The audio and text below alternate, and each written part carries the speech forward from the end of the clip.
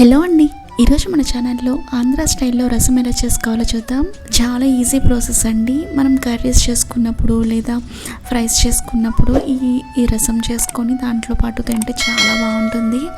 Even చిన్నపిల్లలకి కూడా ఈ రసం వేసి నెయ్యి వేసి పెడితే చాలా ఇష్టంగా తింటారు. ముందుగా ఏదైనా ఒక గిన్నెలోకి ఆయిల్ వేసుకొని ఆవాలు, జీలకర్ర, మినపప్పు, ఇంకా ఎండుమిర్చి, కరివేపాకు, వెల్లుల్లిపాయ రెబ్బలు వేసుకొని ఫ్రై చేసుకొని అందులోకి 2 గ్లాసుల దాకా వాటర్ వేసుకొని టమాటో ముక్కలు, పచ్చిమిర్చి ముక్కలు, ఇంకా ఉల్లిపాయ ముక్కలు, అలాగే కొంచెం చింతపండు, కారం, పసుపు, ఉప్పు ఇవన్నీ వేసుకున్న తర్వాత ఒకసారి గరిటెతో మంచిగా కలుపుకొని స్టవ్ని మీడియం ఫ్లేమ్లోకి పెట్టుకొని దీంట్లోకి చిన్నగా తరిగిన కొత్తిమీర వేసుకొని మరిగించుకోవాలి. కొత్తిమీర ఎక్కువగా వేసుకుంటే టేస్ట్ చాలా బాగుంటుందండి. ఇలా ఒక 10 నిమిషాలు మరిగించుకుంటే రసం రెడీ అండి. వీడియో నచ్చితే ప్లీజ్ సబ్స్క్రైబ్ చేయండి. Thanks for watching this video.